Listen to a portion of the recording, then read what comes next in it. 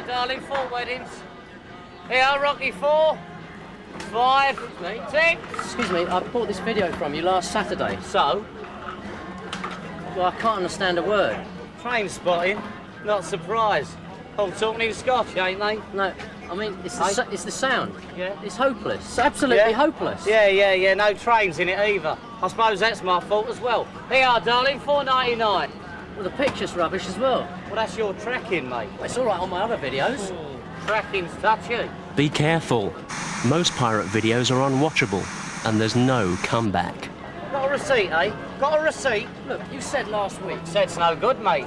Oral contract. Not worth the paper it's printed on. Here you are, darling, 4 weddings. Train spotting. As advertised on Crime Stoppers. Pirate videos, daylight robbery.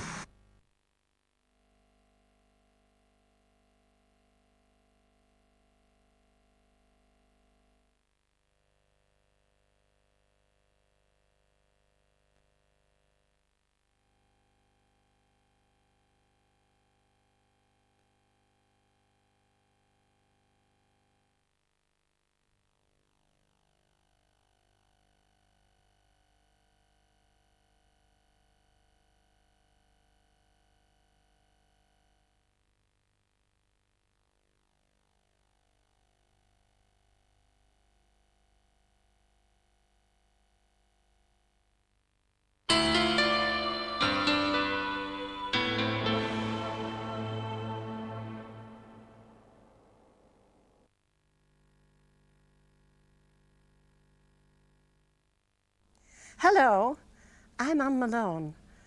I'd like to welcome you to the best of the Merton video. Can I say you've picked a wonderful... Go on, Anne, more sincerity, if you can, love. Well, it's my glasses, you see, they're steamed up a bit. Can I say you've picked a wonderful video here, full of joy and laughter, tears, and a bit, I'm sorry, I can't say that, a bit of... A big dollop, Anne. A big dollop of human nature. Yes, that's it. Go on. Now, a lot of people ask me, what is Mrs. Merton's... That's better, sorry about that. Now, a lot of people ask me what Mrs. Merton really like behind the glamour. Well, I always say it would be impossible to find a nicer, kinder, warmer, more genuine person. Oh, Anne, that was very, very good. Good girl. But you did just sound a bit like you were reading it. You know, that's the difference between me and you see. I can fake the warmth. Will we bother doing it again, Nigel, or we'll make do? Yeah. What time's your doctor's appointment, Anne? It's at 1:45. 1:45. We'll make do. They've bought the video now anyway, haven't they? I hope so. You're never out of that doctor's, you, Anne, are you? You've been squeezing it again. Well, yes, a little bit. Is it still full of pus? Don't tell me. Is it, though? Yes, is it is. I know. Yes.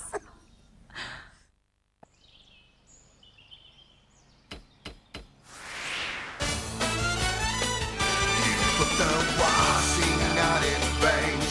Your legs are full of aches and pains. The fine rain soaring in the street, a cul-de-sac. So let the happy times begin, 'cause Mrs. Merton's here again. She'll share the joy that's in her heart throughout the world.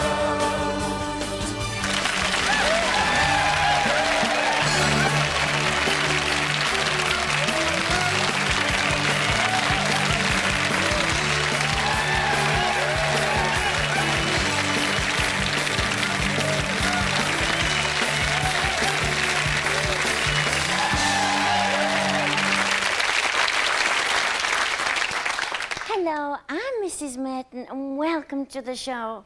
My guests tonight are of such a high calibre we nearly didn't get them, but who can refuse 2,000 quid and a chance to show off to millions of people? Not Steve Coogan, that's for sure. So he's on the show. Now, every woman's dream is to marry Paul Daniels. This dream came true for the lovely Debbie McGee, and she'll be popping up later. So that'll please my regular band Hookie and the boys.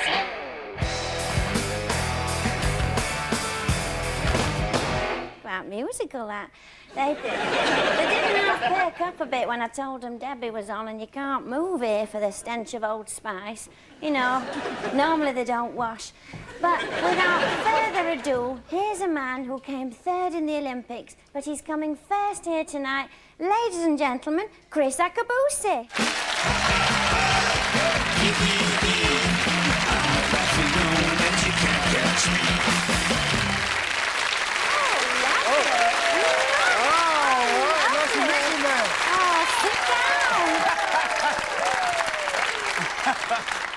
Oh, it's lovely to have you on. Lovely aftershave. Seriously, I bet they could smell it back there. So, Chris Akabusi. Now, I'm not David Coleman, you know. Anybody will tell you that, you know. You're far good looking, much better looking. Oh, thank you, Chris. But, you know, I do take an avid interest in sport, obviously. So, Chris Akabusi, what do you do sports-wise?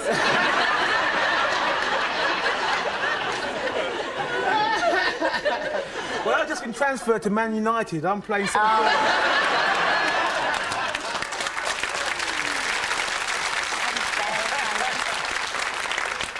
So, what sort of thing? It was running, wasn't it? That's what we're every now and again. I only run to the toilet now, but yes, I used to run when I was on the track and do the hurdles, by the way. The hurdles as well. Didn't you see the entrance where I jumped over the... I did, it was marvellous. Don't do it again. I was... No. I was trying to watch it, but it was the aftershave that made me... But tell us, when did you realise first that you could run?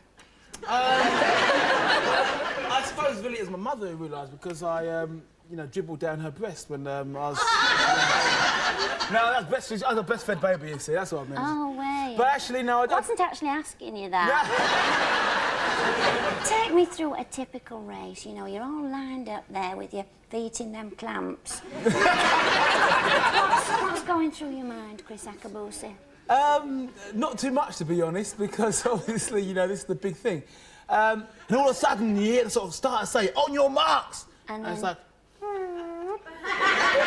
Is that coming from you, that noise? Is that a technique to put the other athletes off? It's called a turbocharger. But do you have to plan, you know, your tactics before the race, or do you just try and run faster than the other blokes? Well, obviously, by the time you get to the track, if you're not ready to run fast, it's all history. Yes. But before the race, you do a lot of mental preparation. You get yourself in gear, and running gear as well as mental gear, and you prepare very hard. But when it comes to the big day, your mind goes blank. You just focus into what you got to do. You just hear the gun go bang, and you just run as fast as you can. Simple as that. It sounds very simple. Are you sure it wasn't for laughing you won your medal, not for running? I love people who laugh a lot at nothing. Do you laugh a lot, Mrs. Merton? Oh, I do, and a friend of mine, Lily, she laughs from getting up in the morning till going to bed at night, you know. She laughs at everything. She's a little bit simple, really. But those lycra shorts that they make you wear, there's been a lot of fuss about those, haven't there? Do you think they're making a mountain out of a molehill? Well, maybe that's the sort of question you would ask Mr. Christie. Really? But what I want to say is they're a very important fashion accessory. I bet they are. Before the old lycra shorts came in, we used to have these real short shorts. Yes. And I can remember one of my... you remember those very short shorts? Yes. Back in your day, Mrs. Merton? Yes. Well, I can remember one of my very first races, being a big wig, everyone... Easy with a big wig. Being one of these top-class athletes... I don't think they got it. Be as easy as you like with it. And I was in one of these very short shorts, and we used to wear what we call athletic supports, jockstrap in the common vernacular. When the gun went bang, boom, I was happy, running down the back straight. All of a sudden, I heard twang. Now, that wasn't my hamstring, Mrs. Merton. That was my jockstrap. And all of a sudden... Did it smart? I mean, my face smarted, and it went a little bit red, Mrs. Merton, believe it or not. I bet you did. And I went, woo! And I was running down the back straight, and I was trying to dress myself properly, Mrs. Merton. And when I crossed that line, boom, I was in the car, see ya! So that's why now we wear those lycra shorts, because... I see, to look hold after it modesty. all, hold it all in. Do you know, this is in Manchester, of course, and we were very upset when we didn't get the Olympic Games, because, of course... So was I. Well, you guys in Manchester, I was very upset as well. well, we've got the drugs for them, haven't we?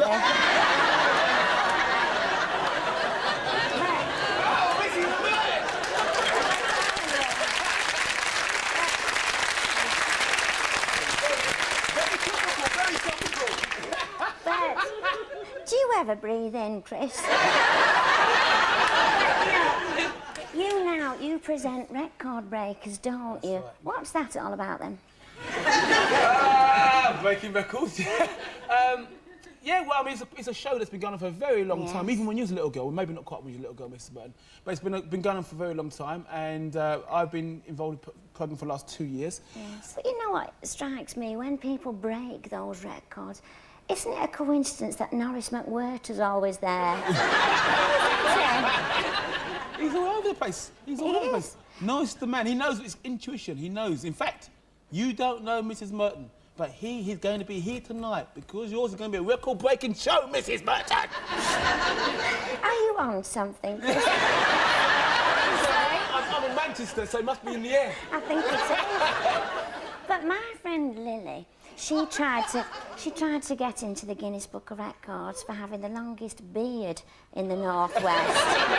They said there was no category for that, and apparently Judith Chalmers is always ringing up.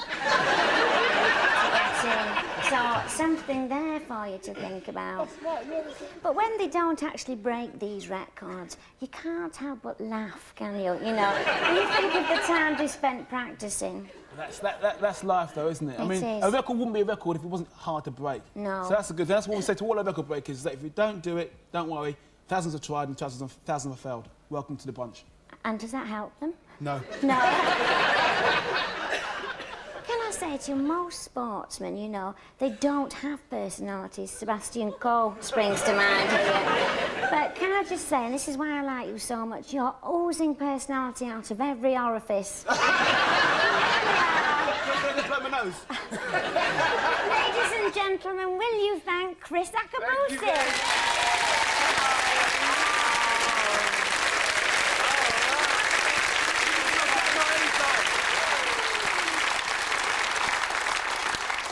Unlike her husband, Paul Daniels, who's known for his cunning stunts, my next guest is known for her stunning costumes. Ladies and gentlemen, please welcome Debbie McGee.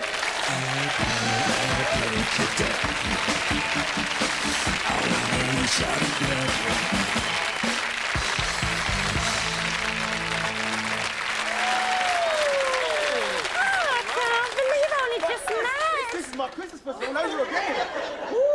He couldn't resist that. Was that a trick? I think that's what they call it in America, but I have to stop there. No, Paul's not here. You're everyone's. So, Debbie, you're very pleasing on the eye, if I might say. So I think Chris has realised that. Thank you. But what first, Debbie, attracted you to the millionaire Paul Daniels?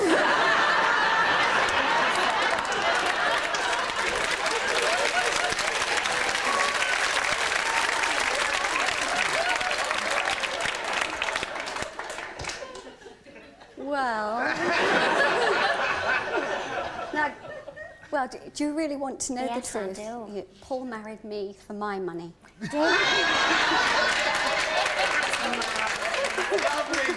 But in fact, when how I met Paul was that I worked with him, but I had no idea who he was or what he did. I'd lived out of the country and he'd become famous. Yes. And I was a dancer and I auditioned for his show, but I never met Paul. No. And then they said, well, you know, it's the Paul Daniels show. So I had to ring up my friends and say, Who is he? I've got this job with this guy called Paul Daniels, you know, what does he do? And they said, he's a magician. I said, oh no, I hate magicians. Oh, I've got 4 months of this. But then, you see, his looks and sex appeal attracted Won me. you and over. there You we know, are. I think you'd be both as our version of David Copperfield and Claudia Schiffer, but, you know, on a lower budget. Do you get compared said to them too? All the time. I know, it's very confusing for people, actually. is. You know, they mistake me for Claudia Schiffer. I know, it's horrible. And I once I'm saw... Paul for David I Copperfield. bet they do. Well, I once saw David Copperfield and he made the Statue of Liberty disappear. And I've seen your Paul do the same thing with the 8 of clubs. Something there for you to think of. But Debbie, we all know you as Paul Daniels' assistant, but what people don't know is you're a person in your own right, aren't you? Yes, here I am. Lovely. Okay. Ogling you there. But tell us about that. About me? Yes. Well, now people are going to get to know that I'm a person even more because we're doing a new TV show called Secrets. Oh, yes. And it's a nightclub and we both co-host it. So where in the past they haven't let me talk, they've now given me a mic and they're starting to regret it because I come on and tell jokes and interrupt Paul and say, look, I don't like that trick, you know, let's do something else, or what are you doing? And do you do tricks for each other at home? Does he make things... Does he make things pop up willy-nilly? This is coming from life, Mrs. Wright. yes. Debbie, you know, we're taking magic very lightly here, aren't we? But it can actually be dangerous. And a friend of mine, Betty, you know, she was once at a magic show and the magician, he produced a watch from behind her ear. And you know something, Debbie? She's never been the same. And she's now in a home where they can only feed her soup. Does that worry you at all? No, I think I was affected before I got involved in it. Really? Yes. But you know, let me put a hypothetical question to you. Say you wake up. It is, isn't it? But I got it out. Say, that's magic, isn't it? say you wake up of a night and you're in your bed and you just wake up and you just put your hand out to stroke Paul's little head. And he's not there. Do you look up and he's at the end of the bed pulling doves out of his pyjamas sort of thing? Do you find that happens? Yes. Quite a lot. Quite a lot. Yeah. Yes, he pulls things out of his pyjamas. He doesn't wear pyjamas. We're finding out the truth now. Well, I'm very honest. So what does he wear? His birthday suit. His birthday. Oh, I'm feeling nauseous now. We're all nauseous. But my husband, he's a great fan of Paul Daniels. By the way, are you Paul Merton's mother? Someone told me. No, not you. No. No, but my husband's a great fan of Paul Daniels. He really, really is. And that and anything with Alan Titchmarsh. Any strong views on Alan Titchmarsh, Chris? One way or the other? Who is Alan Titchmarsh? You were on his show once. Was I? No! Wait, on Pebble Mill, he's the... Oh, sorry! Yeah. Oh, I'm sorry, yeah! Do you remember now? Yeah, nice guy. Oh, very memorable, isn't it? What I'm going to do with you now, Debbie, I'm going to throw you open to the general public in here and see what questions they'd like to ask you. Who would like to ask Debbie McGee a question? What about Jeff up there at the back? Debbie, I'd like to ask you, what's your favourite trick and do you ever get backache? That's a bit saucy, isn't it? It is a bit saucy, isn't it? Don't answer Well, it. actually, He's funny, Jeff. I think Don't answer it. making rude people disappear, I think that's my favourite That's a trick. mob. Yeah. Do you know, I've seen Paul make you disappear on the telly. Are you going to make Paul disappear? Because that would guarantee a lot of viewers. So, any other questions for Deb? What about this lady here with the glasses on? You know the one where you get sawn in half? How do you do that? Debbie, how do you do that? Beautifully. You can't tell that No, lady I can't then. tell. No, I'd get the sack. I chucked out the magic circle. Has a trick ever gone wrong like that? Well, Yes. obviously not, but... You want to see the scars, do you? You know, Chris does. This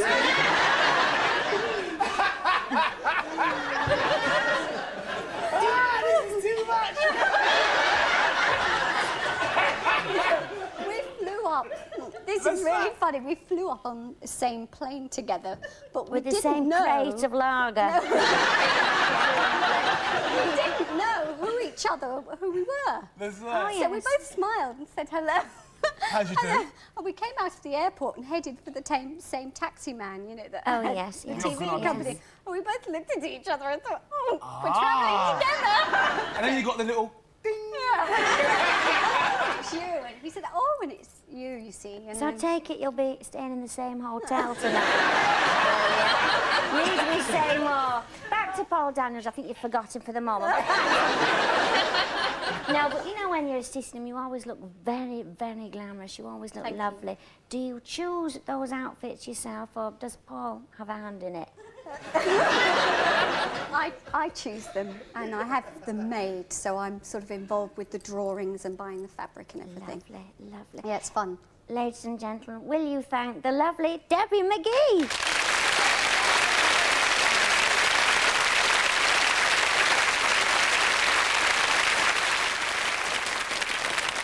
Lovely to have you on. You know, I nearly didn't recognise you. Look so different in real life. Thank you very much, thank you, yeah. So, you know, do people confuse you, the on-screen character, with you in real life, girly? Well, yeah, obviously that's going to happen because the show goes out so often and people are very used to seeing you. But, I mean, do you have any control over your character? Can you refuse to say a line, you know? Can you say, Curly wouldn't say that, it's far too clever, or whatever? Sometimes, yeah. Any references to Manchester United I try to keep out the way if I can. Do Being a City fan, I'm sure. So you're a loser in real life Yes. as well, are you?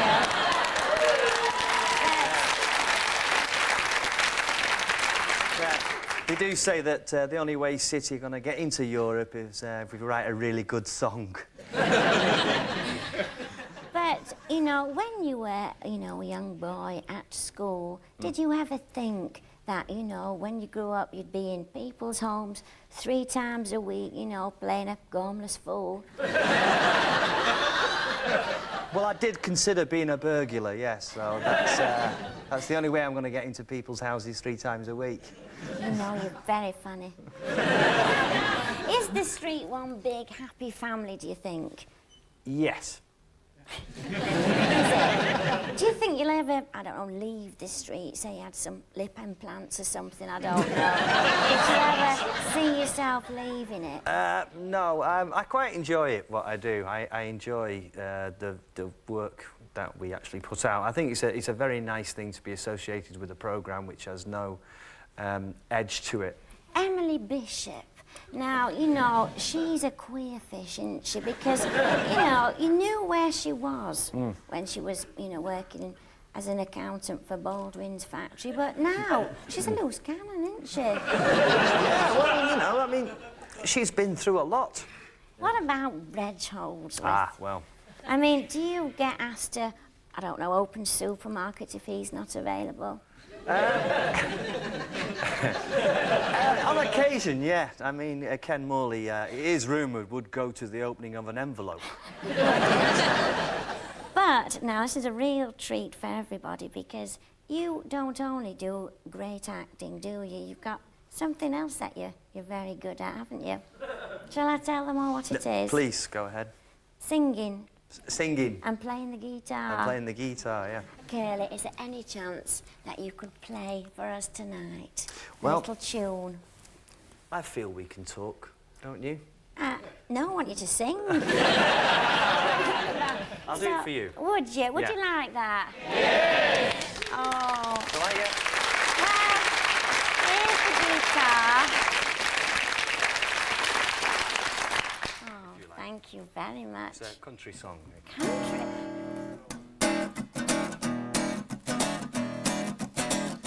Well, I knew I couldn't hold you. Like it, Jane. Once you'd heard that highway call your name. Oh. Darling, I'll be thinking of you. If your heart should ever roll this way again. Everybody's got a road to follow, trying to find a place where they fit in. Ada! I'm here today, and I'll be here tomorrow. It's a slow bit, it's a slow end bit. If your heart should ever roll this way again. That was lovely!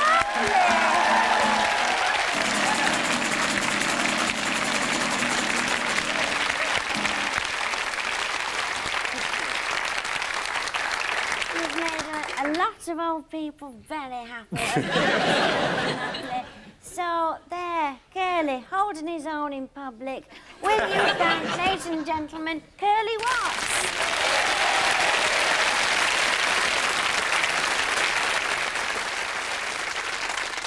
With the threat of Maastricht forever looming on our minds, unemployment just around the corner for so many, doesn't it cheer you up to open your newspaper and see a picture of the royal family on a foreign location, enjoying themselves on our behalf? I know it does me. But some folk would do away with the royal family. It's time this issue was sorted out once and for all. Let's have a heated debate. So, Ada, let me ask you, should we get rid of royalty? What do you think?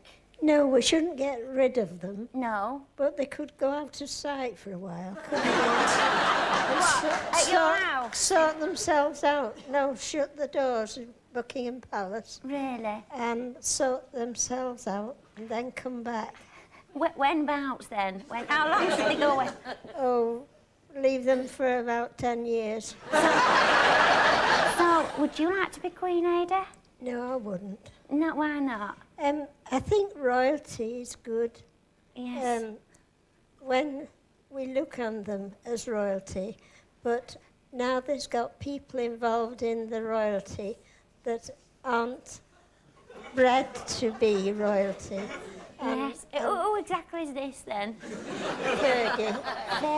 Fergie's caused a lot of trouble. She has, hasn't she? She's given them temptation to do things that they weren't allowed to do. And they've taken her up on it, haven't they? You seem to know an awful lot more than everybody else. Any more nonsense you'd like to share with us? I don't know. No. So, strong views there from Ada. Let me ask Anne, what should we do with royalty? Should we get rid of them? Not really, but I think they could make that big Buckingham Palace into flats, because there's a lot of folk that go out. So, who thinks Charles should be king? Oh, I know, we'll do a vote like they do on Kilroy. So, you have to put your hands up for this one. Put your hands up if you think Charles should be king. Now, put your hands up if you think Charles shouldn't become king. Oh, hang on a minute. You've put your hand up twice, haven't you? What's your name? Margaret. Margaret, you're making a mockery out of what's a serious debate. Right, we'll do it again, just for Margaret this time, OK? Because everyone else did it right. Do you think Charles, lovely Charles, do you think he should become king? If you do, put your hand up. Lovely Charles, who, you know, we know the crown would fit him, he talks posh. Do you think he should become king? All right, then, do you think he shouldn't become king? Oh, you're daft, you. But what people don't know... Jean, you're very quiet tonight. Who do you like? Are you not... Queen. The Queen. You like the Queen? I like the Queen. And what people don't know is that the royalty, they do a lot for charity, don't they? And Princess Anne, I've actually heard her divulge that herself, so straight from the horse's mouth, so to speak. But let me see now. Who's your favourite royal? Queen. The Queen? We've got another one. Who's yours? The Queen. What about you? Who do you like royalty-wise? Well, it's got to be the old Queen Mother, isn't it? Oh, say, where are you from? You're Well, from London, aren't you? Gee! Look at me, I've not been with a Cockney. But, do you know, I once went to London through no fault of my own. But what I did was I stopped in Birmingham on the way there to get used to less friendly people, so something there for you to think about, a little bit of advice. But because we wanted a balanced debate, we wrote to the royal family and we said, would you like to come on the show? And I'll just read you their official reply. No. So, firm views there from the palace. Still, we sorted it all out without them, didn't we? So, give yourselves a round of applause.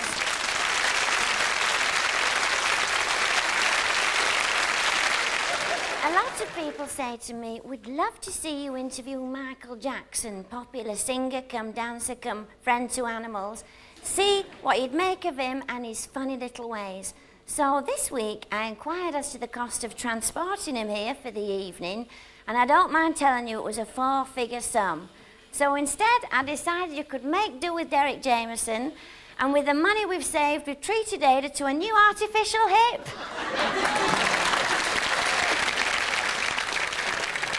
Next week, Harrison Ford or Joyce's cataracts removed. Who knows? I'll see how I feel. But no matter what your ailment, my first guest is like a tonic, and he's here tonight to give us a dose. Ladies and gentlemen, Dale Winton. It's fancy style,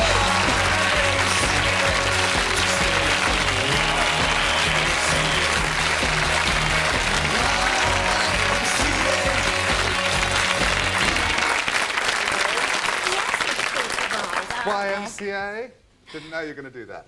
So, Dale, of course, you're from Supermarket Sweep, but for those people here, unfortunate people who haven't seen it, what is it in a nutshell, Dale? In a nutshell, it is a programme where people go wild in the aisles of a supermarket, and to get to do that, they have to answer questions about things like the cost of tuna fish. Which is very important. Very important. No, I mean, the cost of tuna fish in my supermarket anyway. And basically, for every correct answer, they get seconds and they build up to minutes. And the time they get is the time they get to go shopping and hopefully go home with the £2,000. They've got that time to go wild in the aisles. It's all fascinating, isn't it? Who watches it? Do you watch it, Ada? I'm sorry, I'm never out of bed at that. You can't win them all, can you? But does your wife watch Supermarket Sweep? Are you married, Dale? I'm not actually married, Mrs. Merton. No, I'm not. I've often thought about it. I thought, well, I could. It would double my wardrobe, but, you know. Well, are you available? I mean, you're Mrs. Merton. We never hear of Mr. Merton, so I don't know if you're... No, I think one day you'll find a lovely girl, you know. One day your ring will be on the finger of somebody very special, How do you take unkind allegations, not from me because I'm a big fan, but unkind allegations that Supermarket Sweep isn't the most intellectual of shows? Well, you see, I think they're off their trolleys. They are. No, I do. No, I think let it not go unnoticed, and it must be said. I mean, you are, to all intents and purposes, probably the most cerebral woman ever to get a chat show like this. I don't know what it means, but it sounds very grand. Do your catchphrase for us. Which one? The best one. The best one. Next time you're at the checkout and you hear the beep, think of the fun you could be having on... Supermarket Sweep! And I love the way you've cleverly rhymed sweep and beep there. Lots of thought gone into it. But who are your showbiz chums? My showbiz chums? Well, I've got quite a few, actually. Isn't it funny? You know, I mean, basically, what... Basically, I mean, I'm anybody's friend, Mrs. Merton, which is why I'm probably here tonight. I think it is, and you were cheap. But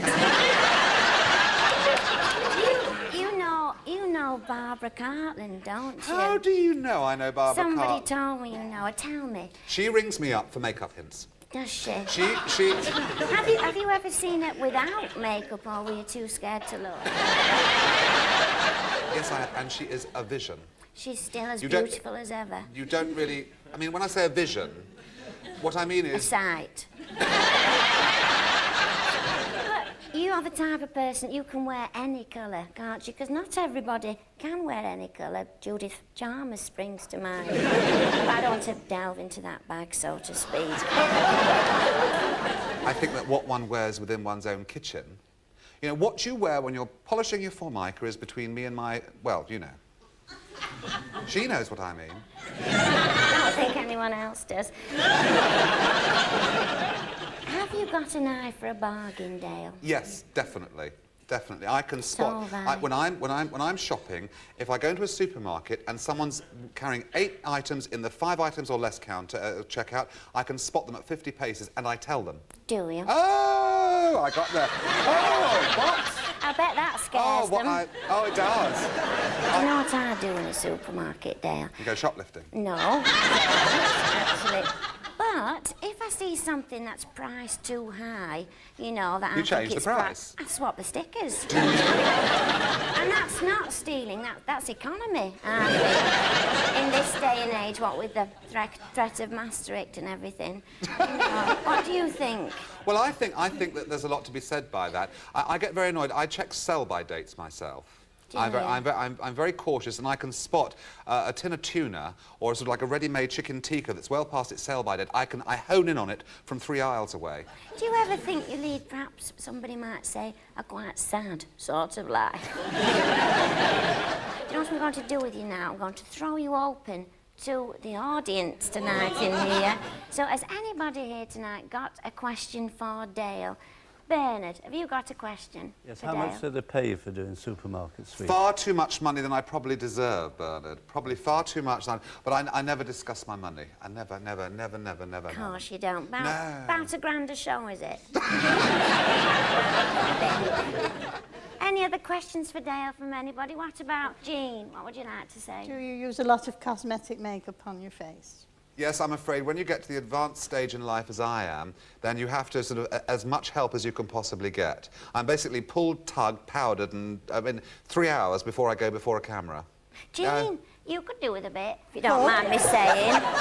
You know, would help on the eye, wouldn't it? Any other questions from anybody? Ada? Yes, I want to know why he doesn't use gravy browning.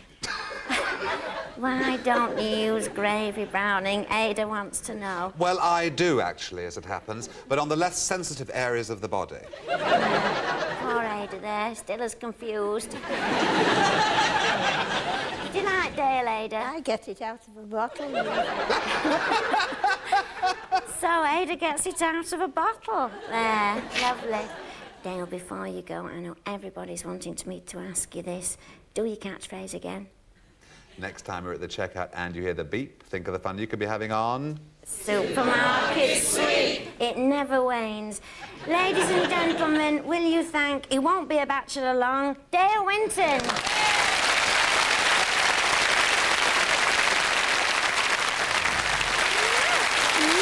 to have you on. Oh, Nick, when I told the ladies you were on tonight, they went wild in here. They really did. Oh, it's nice to be here. I've been following your career for, days. How are you? What's I like about you, you're straight in with a pun. But you know something, Nick? Of all the ladies here, obviously very excited when you came on.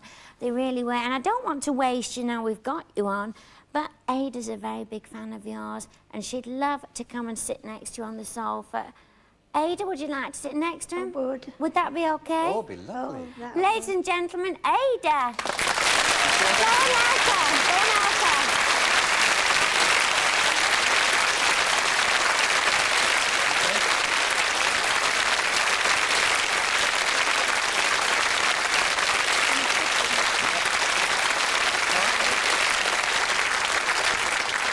Take your time, it's only national TV. Well, to me, it looks very much like Anne and Nick.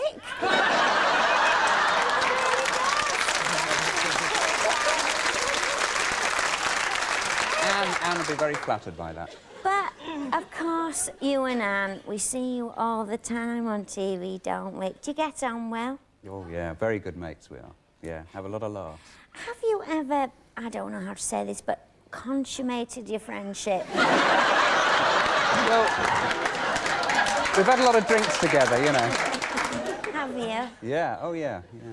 How does your wife feel, sat at home doing the ironing, watching you flirting with the ravishing beauty Anne Diamond? Well, she's sort of used to it now. I mean, first of all, she doesn't do the ironing till the evening, usually. Yes. So she's probably out at work when I'm on. Oh. She doesn't actually know I do this programme. Does she not? Yeah, so hopefully... She's probably watching Richard and Judy, isn't she? How do you feel about Richard and Judy? Well, I think they're very good. I mean, I envy them a bit, obviously. Well, obviously. Because when they're late for work, they get a police escort. They do. And you and Anne, nobody bother about this. They arrange traffic jams to slow us down. You know? They do, don't they? Yeah. Would you watch Richard and Judy if you were at home and you weren't on yourself? Oh, yeah, if I was desperate, I would, yeah. But, you know, what do you think about married couples on the box? I think it's great. I mean, it's nothing to do with whether they're married or not. They're a good team. They asked me, you know, my husband, to present this programme with me, but he's not into show business malarkey at all, and he'd rather be down the allotment, you know. Hasn't actually got an allotment, he just likes watching the others doing it. But say, for example, most men, they... I love it the way you thrust out your chest occasionally. I find it quite... I'm not Anne! I find it quite stimulating. Not Anne, you're right, Ada. Well, I'm listening to you talking. OK, is that why you're nodding off? It's good manners. It's good manners to listen, isn't it? Yes. Nick doesn't know about that. What do you like best about doing presenting? Well, what I like best about Good Morning is just the variety of different people you meet every day, you know. Who's the best person that you've met? Apart from Ada. Well, the most interesting interview for me was John McCarthy. John McCarthy. Do you know, it was marvellous when he was released? Yeah, it was fantastic. Wasn't it marvellous? Yeah. But I had a full pan of chips on. So, you know, it was all over the news. Something for them to think about when they're releasing hostages, not at tea time. You know, something there for you to think about. But, you know, a friend of mine, Lily, she's a big fan of yours, and she watches you every single day. You know, they all do in her ward. Is there any chance you could blow Lily a kiss tonight? Hi, Lily. Hi, Lo. Could write a song. No, just blow the kiss. Yeah, all right. Hi, Lily. Oh, lovely. I hope she's watching, you know, hope she's not on the toilet or anything. She will be now, won't she? Well, probably. she's a slave to a bladder, Lily. But you know something? You're a huge success here in the studio tonight. And there's a lady here tonight, she's divorced. That's Sheila over there. Sheila, come down and join Nick Owen. Anne, come and join Nick. Anne, come and join Nick. This is Anne and Nick.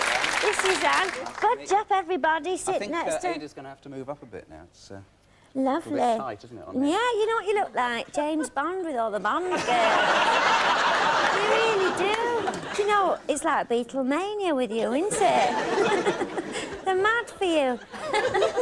It's all mayhem here in the studio. It is. Well, we've got a great show tonight. All my friends are here. Ada's here, Jean's here, even Bernard's here. And we didn't think he'd make it tonight, what with his ailment. Don't worry, Bernard. We won't say anything about it. We know it's embarrassing. So, on with the show. Have we got guests tonight? We've got piles, haven't we, Bernard? So, please welcome my first guest, the heavenly body that is, Russell Grant.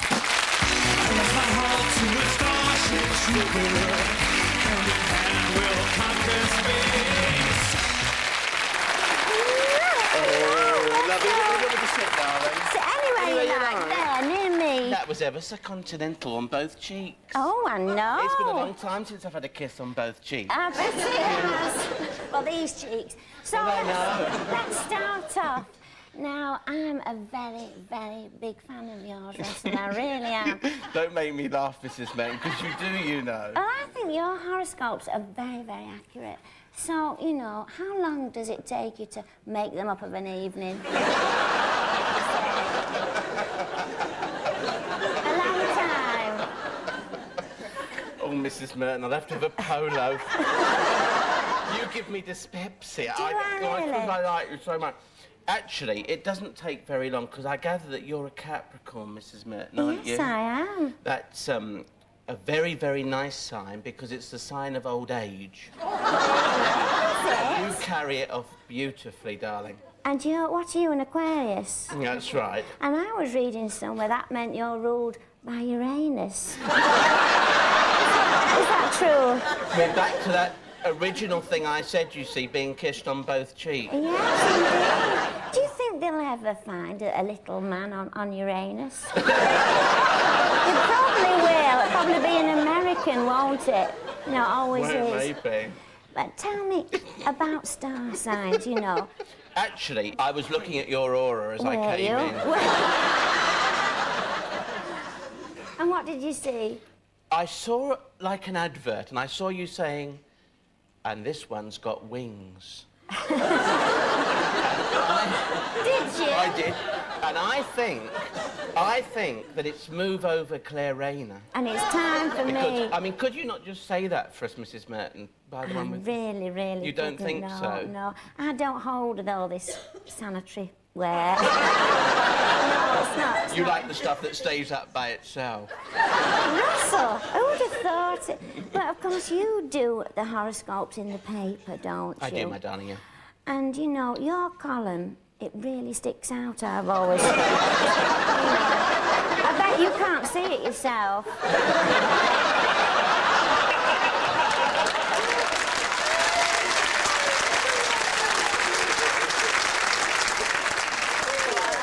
Darling, I am going on a diet, and hopefully I will be able to see it in the future. Do you ever look at your own column in the mirror and compare it to all the others? That's the only way possible these bet days. it is, yes.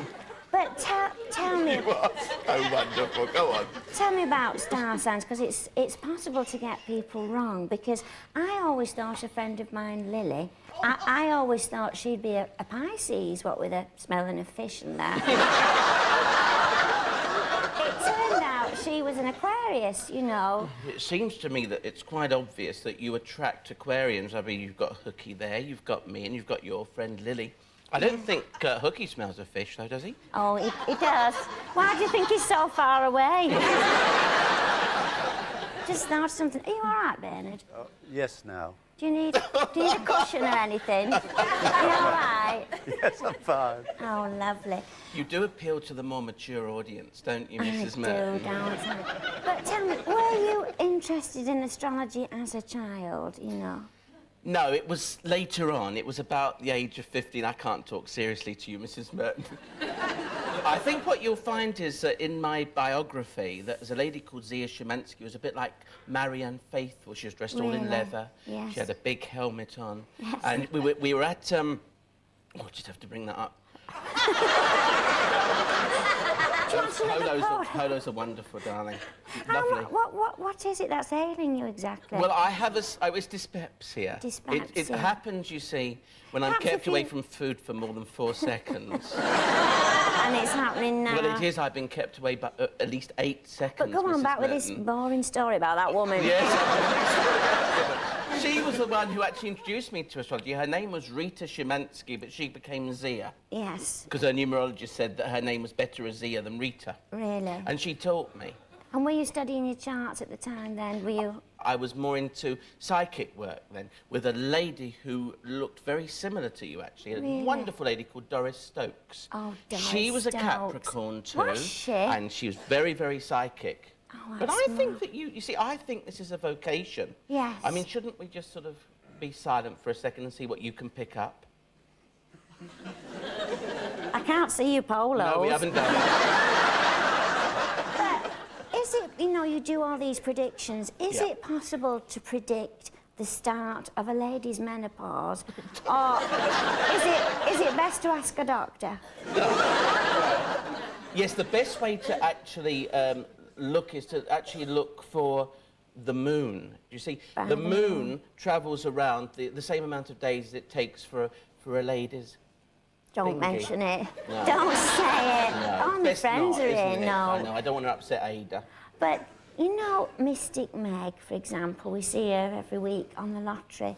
Now, she's a barn pat, isn't she? do you know her? I've got to say I have never met the kind lady, but I've heard that I've heard it's an interesting show that the BBC have there. Yeah, you know, she predicts the lottery every week. How come she's never won it herself? You know, something there for you to think about.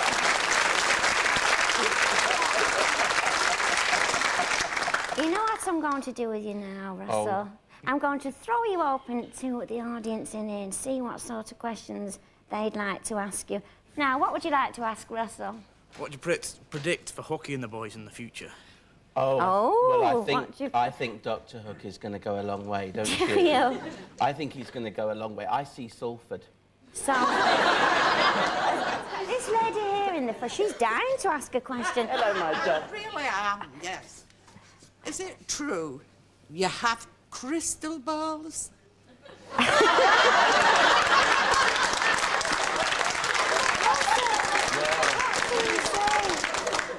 Well, she obviously thought the way I walked in at the beginning. I think she's a Virgo. I think that's what it is. Well, she was when she first came in. I had to get my own back. I'm a Capricorn too. Well, there you go. I love Capricorns. Look at this, Mrs. Merton. Of course we do, darling. You said we look very old now. No, I said... No, it's a sign of old age, which means you get better. This is a terrible shot. It means that you get better as time goes on. Yes, yeah. For later years, Russell, you're making me feel sick. But you know something, you know, when you do your horoscopes, even if it is a load of old codswallop, we enjoy watching you. You know, you're very excitable, you've got that entertainment factor. You see, but I'm only excitable with people I like. See, I don't do a lot of shows, Mrs. Merton. Do you not? No, I don't. I mean, I'm offered a lot of things like Jack and Nori and the news, but I knew when your name came up, I had to be there. Well, that is a lovely way to finish. Ladies and gentlemen, will you thank Russell Grant?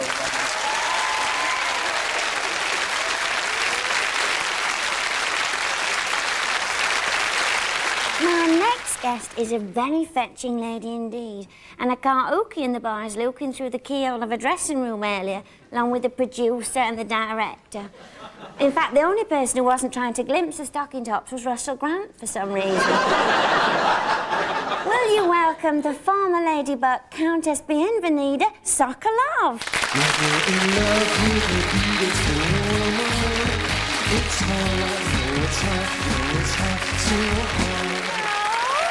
Hello, I am Continental. Are you? Twice. Oh, lovely. Sit down. Well, like twins, both in blue.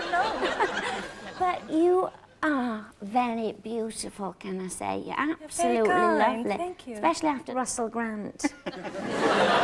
But now you are an expert on seduction, aren't you? Amongst other things. Oh, well, yes. When was the first time you realised you could seduce a man? I think every little girl, when she reaches, I think probably her teens, she's aware of her femininity. Yes. And slowly we just kind of channel ourselves towards that direction. Yes. Anyway, that was something I did, yes. Say, for example, I mean, you're very beautiful, but say a more ordinary woman like, say, Ada. How would she seduce a man? You know, any little tips for her? The key to seduction lies in the hands of any woman, regardless of age. Basically, it's a smile. A smile? She's got it. She's so got you're lovely okay. smiles. Beautiful, that's very important. A smile is always very important. Yes. But the key is just being confident. It's being confident as a woman. As a woman? Yes. And what if you're trying to seduce a man on a pension? What would you suggest then? You give him your time. It doesn't cost very much. It doesn't cost nothing, does it? And you can buy a few candles and you give him the foods that he likes. You know what you do with the candles, it's up to you, but you know they're... Ada's got electricity now. I don't want to, you know, break up unhappy past memories or anything like that. It's quite all right. Well, I'm going to be as sensitive as I can. But tell me about your torrid affair with that chief defence bloke. What happened there, then? Well, one thing for sure, he was no tornado. I can guarantee He you was that no much. tornado? Not in bed. So there you go. So you're married now. Tightrope. You're married now to the Russian art dealer Count Sokolov. Nicholas, Nicky. Nicholas, Yes. Nicky, Yes. Nicky. Yes. Sokolov. Yes. Aren't you? So tell me now, how did he propose to you? Was it very romantic? Do you want to know the details? Yes. I think we all, don't we, Ada? She only goes to bingo normally. This is lovely for her. My husband and I went shopping to Paris, and he bought me a little garter from Chanel. A garter? Yes, and he hid my engagement ring in it. He hid the You engagement? can just imagine what took place thereafter, but it was just there, and it was so... He hid it in it? In my garter, yes. And you were wearing it? Yes. Yes. So did you feel it? Could you feel the ring? I knew something was moving. So, you see, if my husband planted something on me, I'd nip to the ladies and have a little look. Well, I had it already there prepared. Yes. It was very kind of... What restaurant was this? No names mentioned. It was very private. But, you know, when I said we were having you on, my husband, Mr. Merton, who isn't as romantic as your husband, but I was different to you. I played hard to get. And what I did was...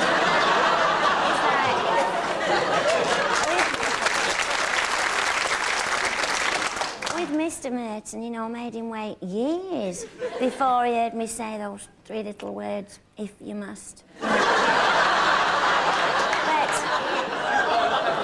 When I said we were having you on the show tonight, he remembered very fondly that picture of you he'd seen in the newspapers when one of your bosoms inadvertently popped out of your dress, and just at the moment the photographer was there.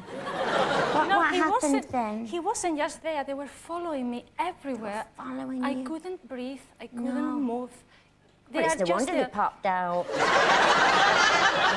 A friend of mine, Lily, a similar thing happened to her. She was at a British Legion gala dinner, and one of her...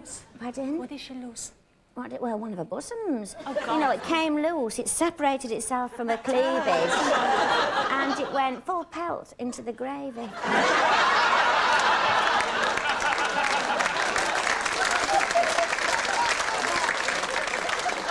I think we should go to the RAF and get parachutes. Yeah, and carry them in our parachutes. handbags, yes, just in case. You've seen my friend Lily, haven't you? At this point, Bienvenido, it's a lovely name, that. It means come in, doesn't it, in Spanish? Not quite. I'm going to, at this point, throw you open to everybody in here and see who'd like to ask Bienvenida a question. Who'd like... Oh, Bernard, we knew you would want to. Bernard, what would you like to ask Bienvenida? I just want to ask her, which food do you consider the most romantic? He's hoping you'll say grapes.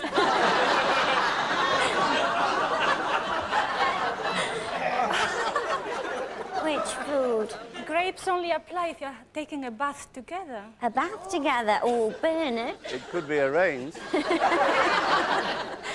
So, who else has got a question for Bienvenida? What about this young man here? Well, older man here. Thank you. Bienvenida, after an evening out, when we returned home, how would you seduce me? Oh. I think I would give you a very hard time. Why? You don't normally.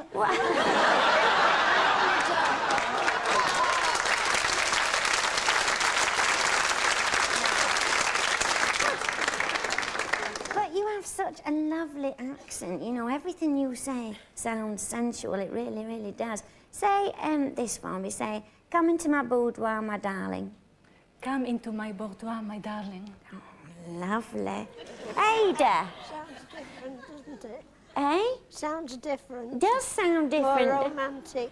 Well, why don't you give it a try? I don't know. Oh, go on. Say it. Say, come into my boudoir, my darling. Come into my boudoir, my darling.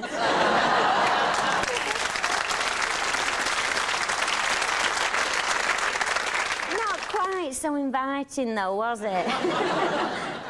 Bienvenida, we could talk to you all night. Will you thank the lovely Bienvenida?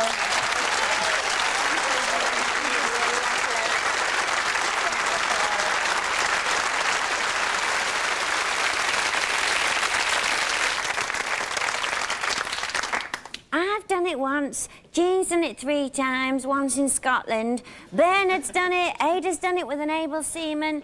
What am I talking about? Marriage, of course.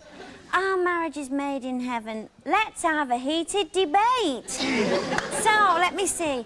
Ada, I know you'll have... What's marriage all about? Well, it could help the post offices, because mine was a letter friendship. Was it? Yes. Did you ever see him? Yes, I did, after a year and a half. So you didn't meet your husband till after a year and a half? No. No? But we wrote to one another every day. Oh, lovely. And then we were married nearly 50 years. So. Oh, give her a round of applause.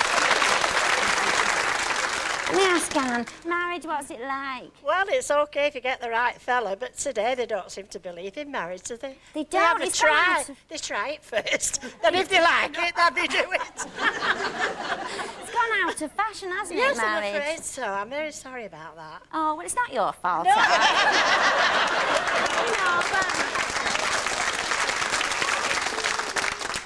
Do you think marriage is affected by the change? Rini?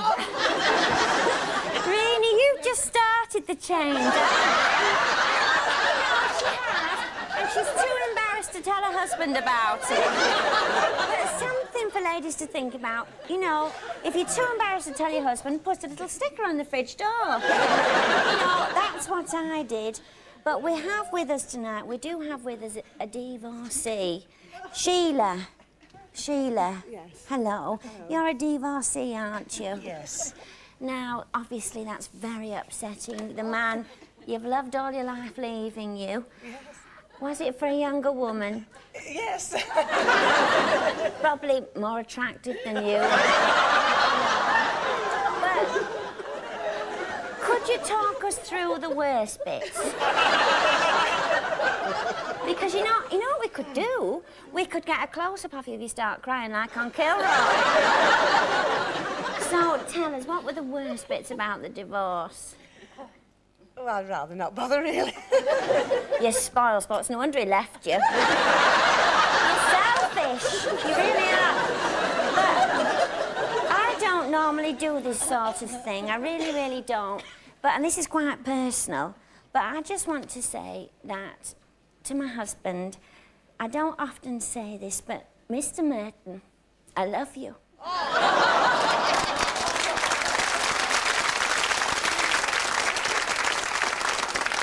I really love you, I really do. You know, it's a lot easier without his gormless face gawping at me. So that's marriage for you, that's sorted out. Give yourselves a round of applause.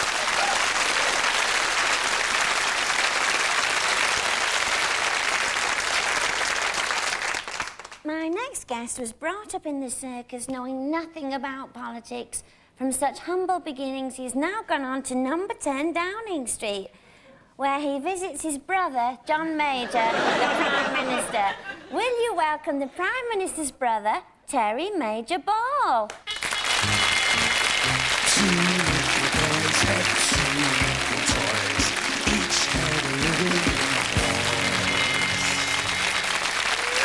Lovely to have you on.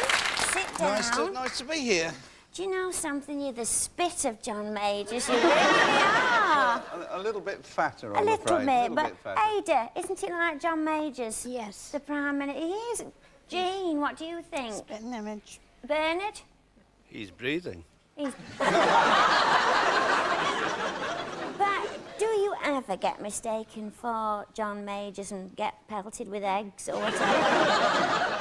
Well, no, I quite often get mistaken for him, but Do I haven't you? had any eggs yet, no. Oh, well, But then it's the first time I've come up to Manchester, so... Oh, well, he will do.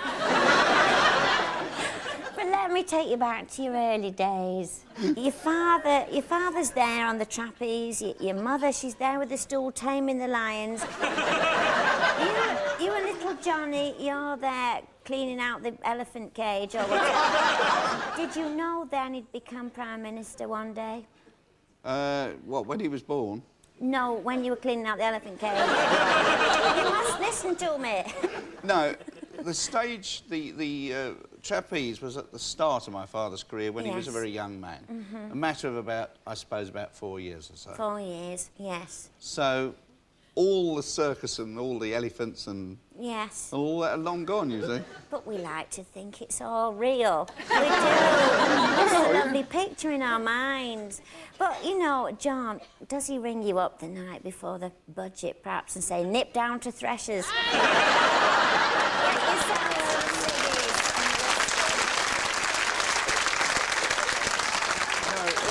If he'd have done anything like that, instead of coming up by train, I would have come over in my own private plane. I bet you will.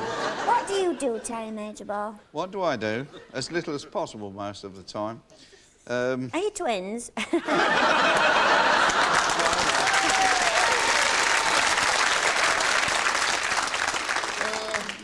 No. I mean, you must think we've only got you here to talk about John Major, but we... Well, I wouldn't have, would I think that? What? No, what's normal like? What's normal?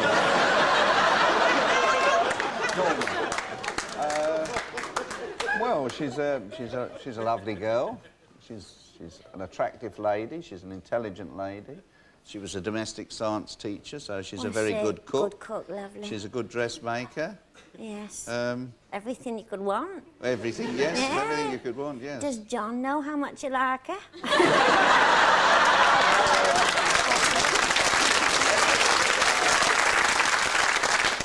We're all very worried here in the Northwest about the threat of Maastricht. What exactly is it?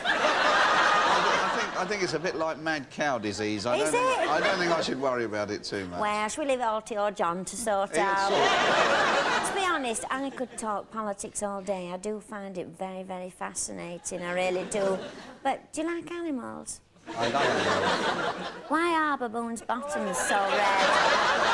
Why are they so red? I've been following your series from the start. Why? Why are they so red? Does John know? Well, I asked someone about this the other day, and they told me they thought it was embarrassment because you keep talking about it. Ladies and gentlemen, we've really enjoyed him tonight. Will you thank Terry Major Ball?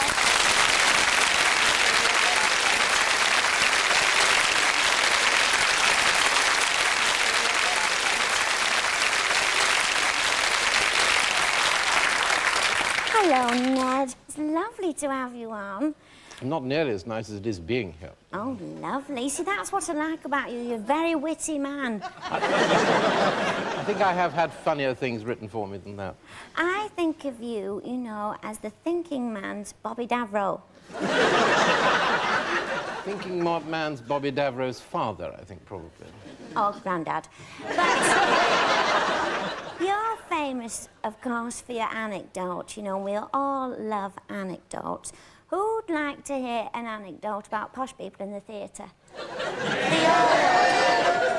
Tell us You what. want a nice old theatrical anecdote, do you? Anything will do with these lot. Have you heard of Noel Coward? Noel Coward, we No, love him. We were trying to get him on. He's being kept on ice at the moment. He is, isn't he?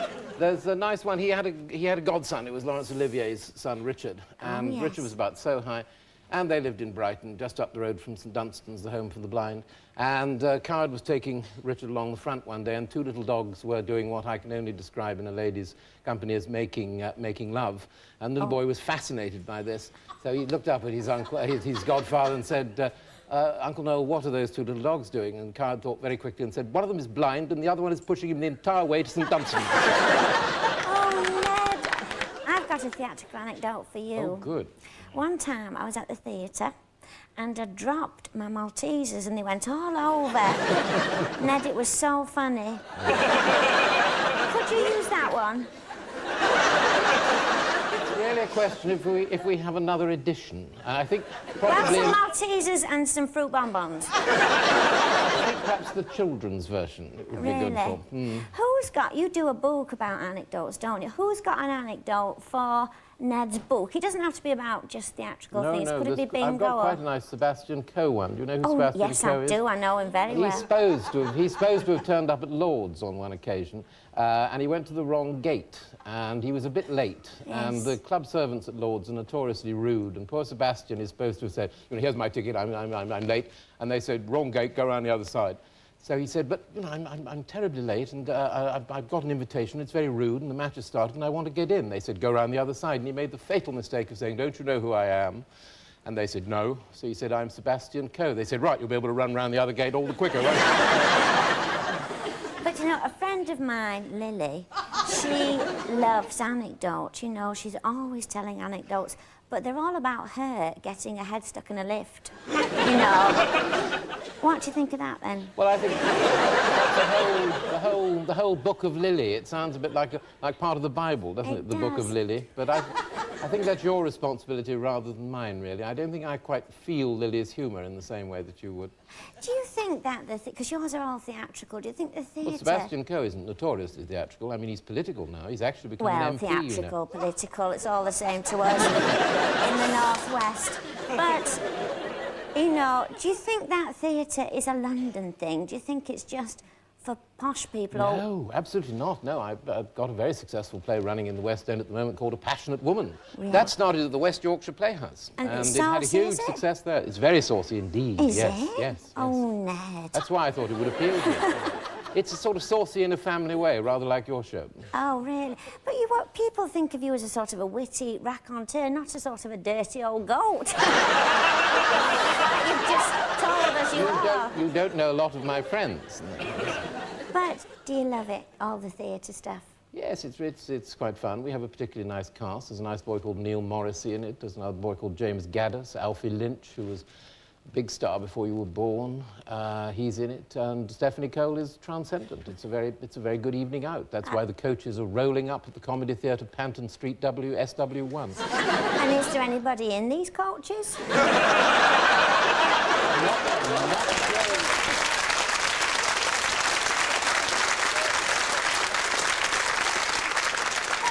During the performance, but they pack the circles and the stalls while it's going on. Oh, you're as sharp as a... I don't know what. But, you know, I went to the theatre once. I went to see, you know, Phantom of the Opera. Is this the same time you dropped the Maltesers?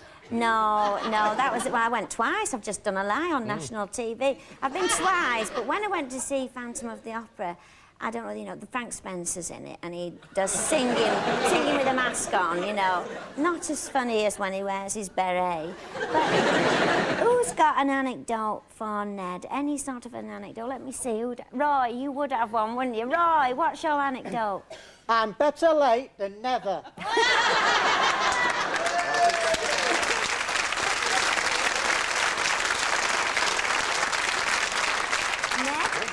That's more a humorous quotation, I think. We'll stick that in the Oxford University Book of Humorous Quotations, the dictionary. Any questions from somebody who isn't a little bit senile? Anybody like to... What about Bernard? What would you like to ask Ned? Any part of show business you haven't tried? Ice skating. But you know what I like about you? You're just so sharp, razor sharp. And my husband, he's very, very witty. He's a musician, isn't he? No. No. He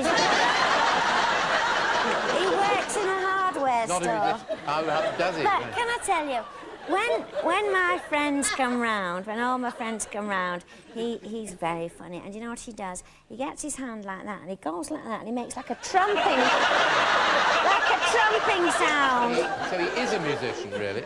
Well, sort of. Could you use that in your book? I think it would be better on loose ends, really, don't you? Because it's more loose something. More audio. Ladies and gentlemen, will you thank Ned Sherrin?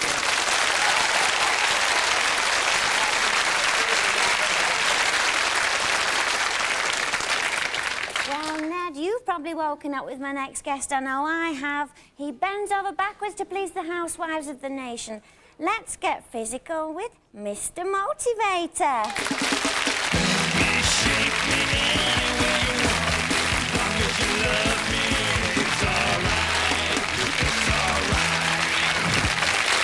Oh, lovely.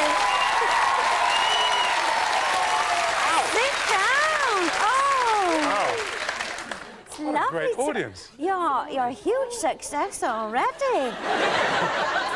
This seems to like your costume more than Ned's for some reason. Maybe it's the colours. It might be, it might be. Have we got live voices here? Everybody give me a yo. Hey, I feel better already. Do you? Everybody give me a yo. Oh, Everybody so do give I. me a huh. Everybody be nice and quiet for the interview.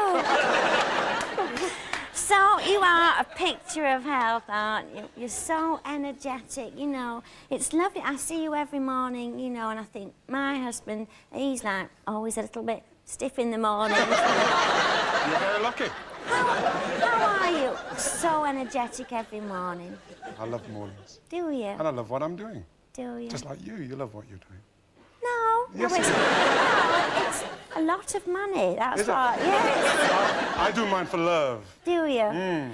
But you know, a friend of mine, Peggy, she's nearly 90.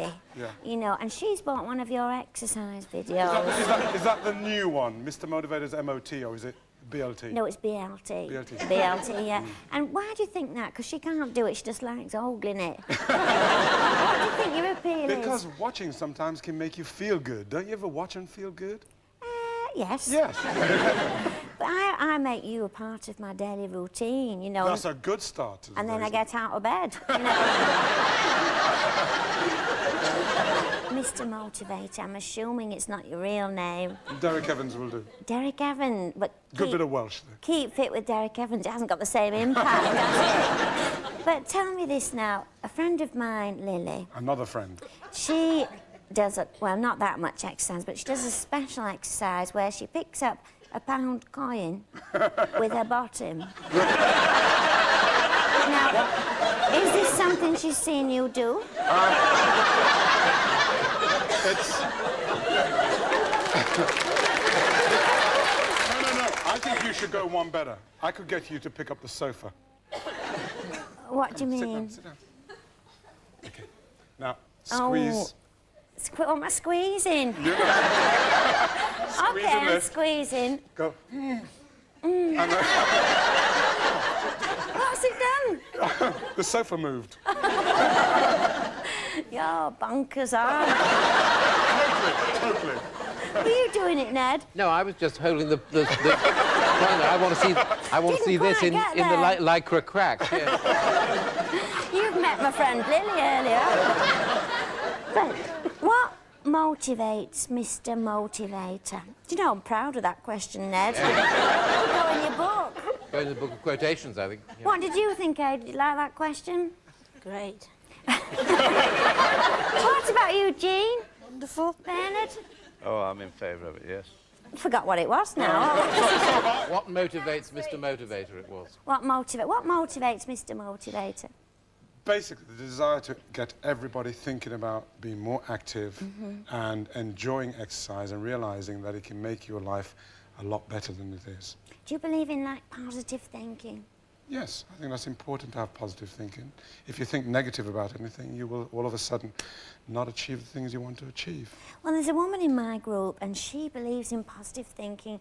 You know, she never complains, she's always sunny disposition, you know. And me and my friend Lily, we can't stand her. There's an analogy here. There is, isn't it? But tell me this, you know, my husband, Mr. Merton, he bought a Cindy Crawford Did he? exercise video, you know. And Bad mistake. exercise can be dangerous because he was watching it and then, as soon as I knew it, he'd pulled something. It's funny, when I watched it as well, I pulled something. Well, everybody's bursting to ask you questions. Who's got a question for Mr. Motivator? Jean, what would you like to ask Mr. Motivator? Does the washing powder that you advertise really get rid of the smells?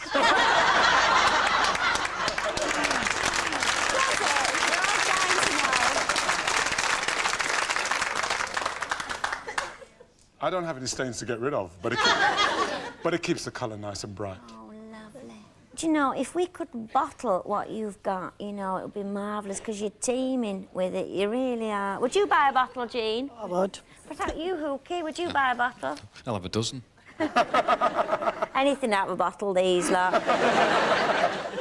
Who'd have thought you could make a career out of, you know, jumping up and down in the morning on national TV?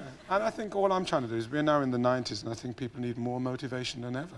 You see, if this was American TV, everybody would have clapped when you said that. You'd have gone, more motivation, and we all would have clapped. But I think you can get them to clap by saying something else.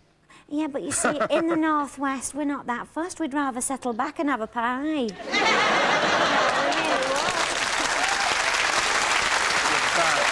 You're so bad. Really, thanks. Derek Motivator.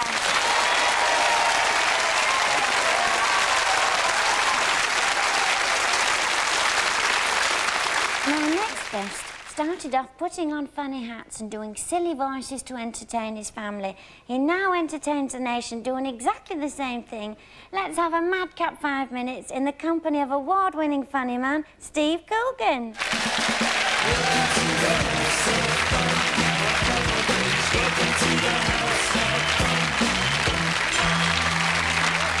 Lovely. Sit down. It's lovely. Lovely to have you on. And you are a big hit in the world of comedy with the younger element, aren't you? But a lot of the older people, they have absolutely no clue as to who you are. Who are you, Steve? Who am I? Yes. I'm Steve Coogan. Steve Coogan. And I do funny voices and funny characters on television. You do indeed, don't you? And of course, you started off on Spitting Image, didn't you? As an impressionist. Tell us about that. Well, Spitting Image is basically... it's a programme with rubber puppets, you see. How do you get into them? It's a very tight fit. It is. I bet it is. But tell us what voices you did on that. Oh, I did Neil Kinnock. Neil Kinnock. I did Neil Kinnock, you know, with his lovely round Welsh voice shouting very loudly like that. That's marvellous. Who else did you do? Ronnie Corbett. Oh, do Ronnie Corbett. We would like to see Ronnie Corbett. Do Ronnie Corbett. Good evening. Good evening, you know. Good evening and welcome, you know. Good heavens. It's fine.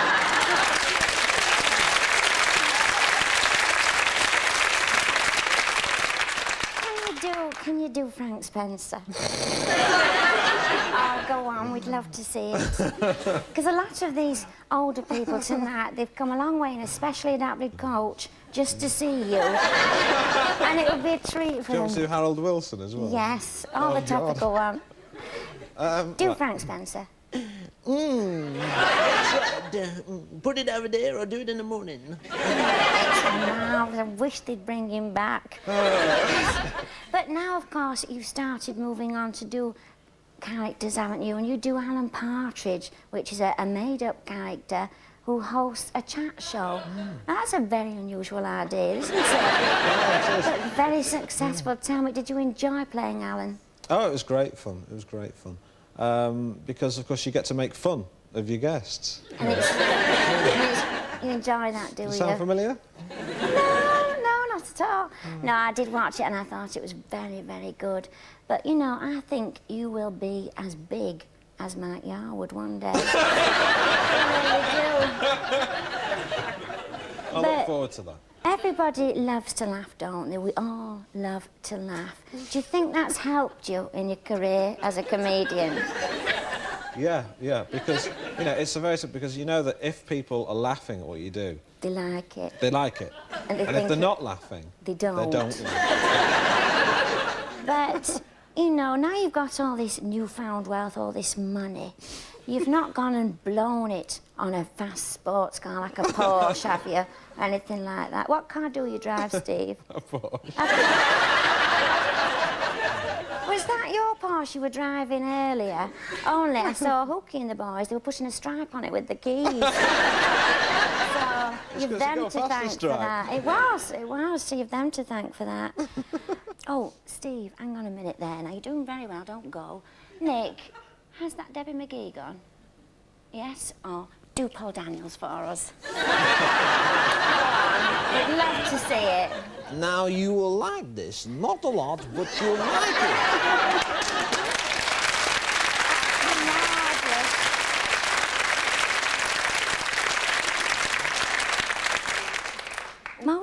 comedians, behind their happy, happy face, there is a sad secret. What's your sad secret? Get it out on national television. Give it an opening. I've got a bit of flab round my waist. Can we see it? No. Do Frank Spencer again, then. I'm going to throw you open at this point, Steve Coogan. I'm going to throw you open to the general public. So, Bernard, what would you like to Did ask? you have a particular person in mind to use as a model for Alan Partridge? Did you? Oh, that's a good question. Oh, yeah. Well, lots of people from all over the sort of broadcasting world. People like Alan Titchmarsh, you mentioned earlier. You know, David Coleman, Terry Wogan, Terry Christian. You know, and he was... other people called Terry. You know. It's very good. Little character. smidgen of you in there as well. Really? Like that, yeah. Which bit?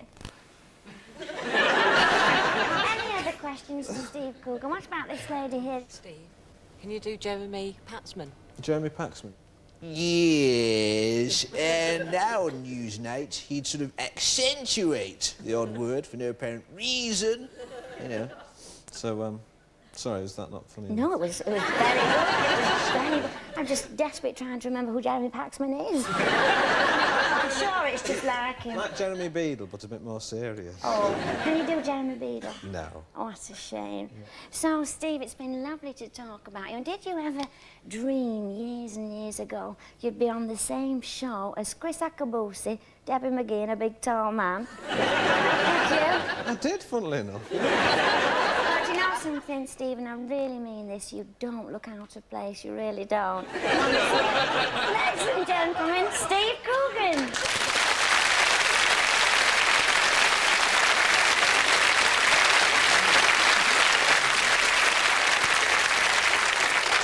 Take it away, Hookie and the boys.